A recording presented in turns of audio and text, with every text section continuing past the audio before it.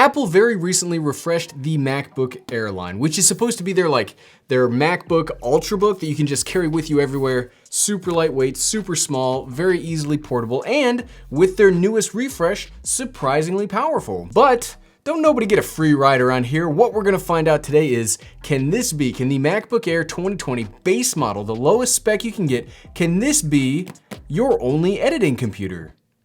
So, can it? Let's find out.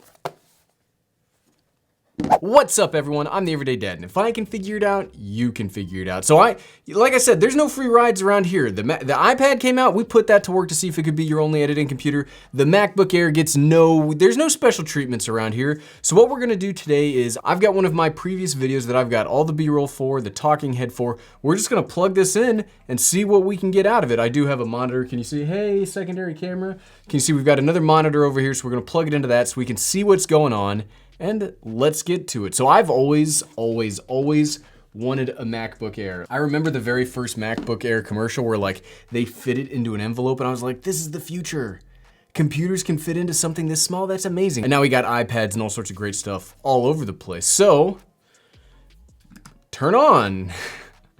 Okay, so like I said, I already brought TED videos in. So here, I'll show you. This is which iPad to buy from a couple of days ago. All the B-roll's in here. This is all 10-bit 4K footage. So if it can handle this, you're good to go. And so if you've watched my channel for any amount of time, I actually used the MacBook Pro 13 as my only editing computer, like the one that costs a couple $100 more than this. I used that as my only editing computer for like 3 months last year as I was traveling away from home. I only use Final Cut Pro X. Let's crack it. We're cracking it open. I like how smooth everything is. Nothing seems to have crashed so far. All right, so I'm not gonna go through the entirety of editing a video. Normally it takes me about an hour to 2 hours to fully edit a video. I just wanna see, can the MacBook Air handle just the things that I like to do, the effects I like to add, slight color grade, and all of those things with the 10-bit 4K files. And if it can do that, then that's pretty darn impressive for such a small computer. Okay, so it looks like we've got Final Cut open, we've got all the files imported, and it looks, it's moving pretty fast. Like, it looks like it's handling all the footage in there so far pretty well. So here's our main talking head shot. Bring it down. Okay, nothing. We can scrub pretty well. That's the big thing. Like, there's two parts of video editing, right?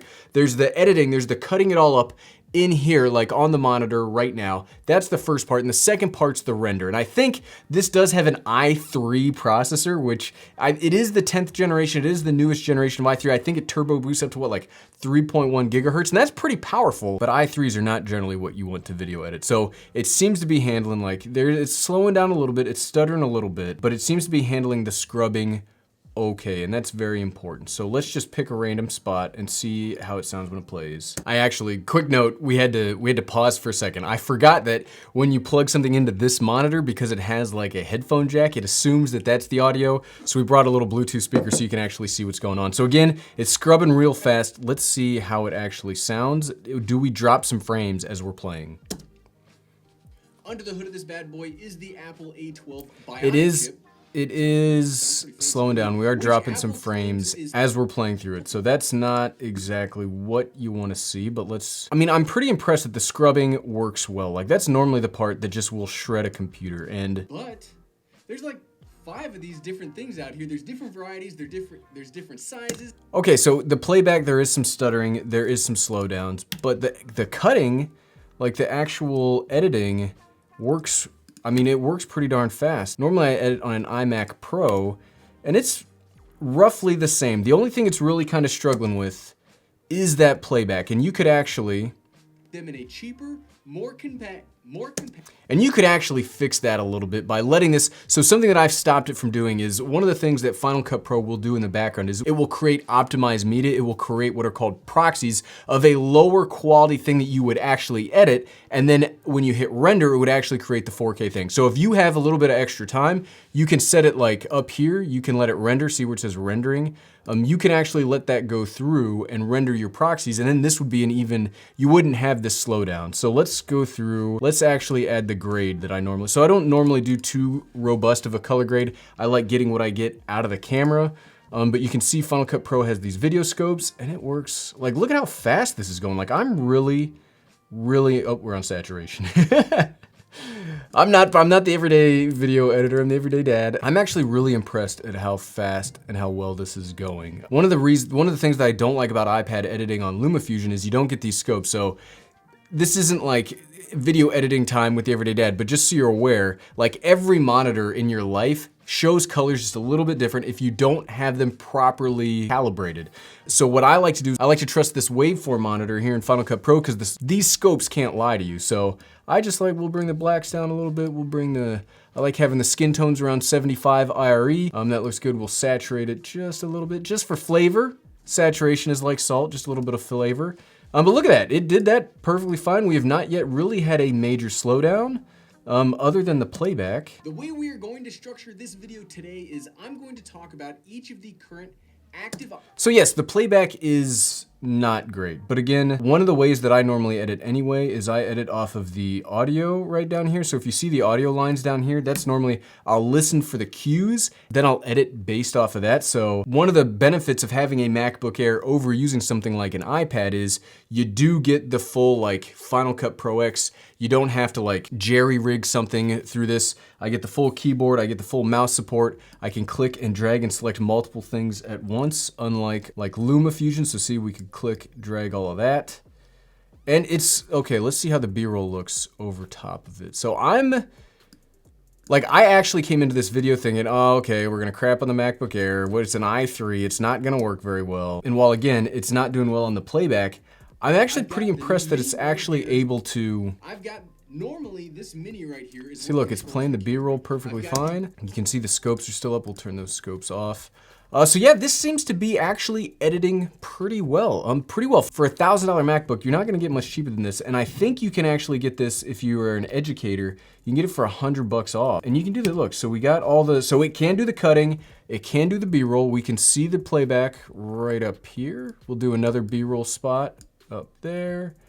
Can we then, okay, so let's add in text. We'll add something about the everyday dad being the best because, I mean, frankly, he is. Ted Rule, well, Gary, we'll say Gary. Gary Rule, I'm not a very good type. Gary Rules. And 24 frames per second drools, 24p drools. Okay, so yeah, so far I'm actually, again, I thought we were gonna be here, we were gonna crap on this i3 processor with 8 gigabytes of RAM. We did the color grade and we saw that the color grade worked perfectly fine. It looks good right there. This monitor is not calibrated, by the way. My main monitor is. This is like my Windows machine that I play video games on, so I never really color calibrated this one. The main machine that we will edit this video is color calibrated, so we can do that. Stuttering is not really being an issue right now. So let's do some dissolves. Let's throw a cross dissolve in there. How's that look? Pretty cross dissolve-y to me.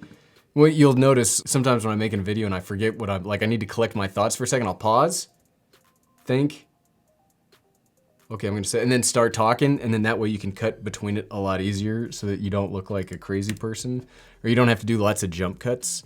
YouTube is pretty good with jump cuts anyway though. So yes, dissolves work. What else? Can we get some echoes? Let's throw in black, let's make this one black and white. Okay, looks pretty black and white to me. So yeah, I would say the next part, so we did the one part, we've been able to show that you can actually edit on this thing, and much better than I thought it would. But the next step's gonna be, can we render it? So we've got, we'll cut this out. We'll just, the 3 minute and 30 second clip that we were really working on, let's add some more B-roll. Shot of the iPad mini that we never really used. We stopped using this as a camera controller because we started using the non-pro iPad for it. How's it look? Let's find out. I gotta slam something down. My love of iPads has led me down a path of I own way too many. So yeah, there you see, video frames were dropped during playback. So yes.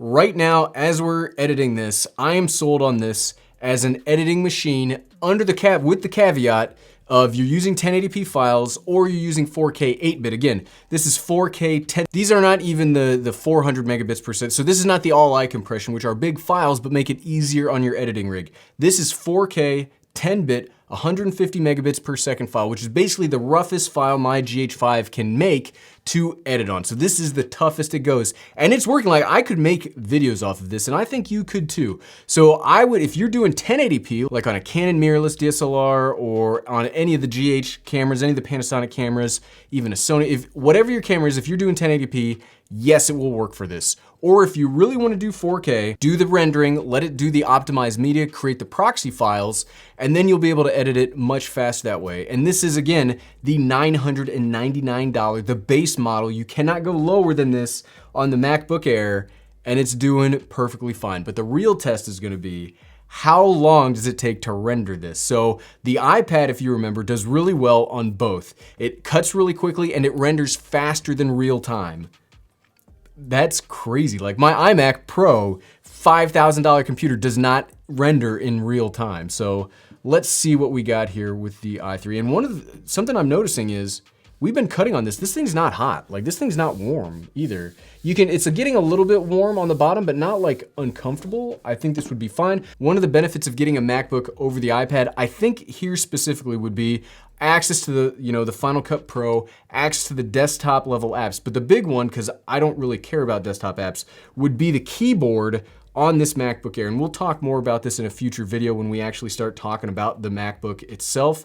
But this keyboard's phenomenal. So if you were only editing like off of the keyboard and a mouse, or you're doing a lot of typing and stuff like that, I would then recommend the MacBook Air. But now we're having a little bit too much fun talking about the MacBook Air, because I'm very impressed right now. I was not expecting to be impressed by this thing. So let's see, it's starting to render right now, but that takes up some memory as we're trying to render. So let's export this thing, and we'll do 4K. Let's see how long it takes to do this. So again, we've got it a 3-minute and 24-second clip. We'll do it in 4K UHD 3840 by 2160. Yep. We'll do faster encode. So next, MacBook Air testing, desktop save. Let's see what we got. This is probably going to take a minute. We got to start a timer. It hasn't even budged yet. Okay, so I'm not gonna make you sit through this entire thing. I will force myself to sit here. We're at 1% in 13 seconds. Oh, that's gonna be ugly.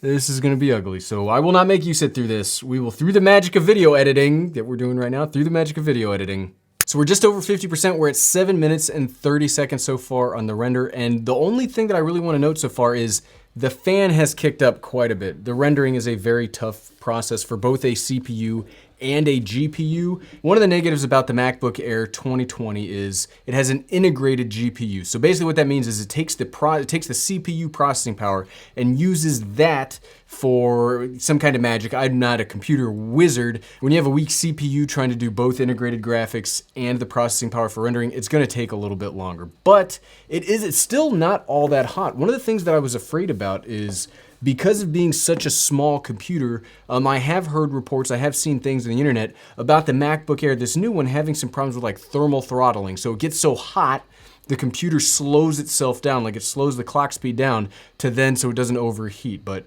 it doesn't feel that hot for me. So maybe because it's an underpowered CPU and it can't run that hot anyway, maybe it's working pretty well. It's moving at a relatively decent pace, and just like the 30 seconds we've been talking now, it's gone another 10%. So we'll pause again, get to the end, and then we'll meet back up for like my final recommendation. Okay, and we're at 15 minutes and 10 seconds, and you can see I'm doing the phone shot so you don't think that I'm selling you a bridge. So you can see it took us about 15 minutes to render a 3-minute, 30-second clip.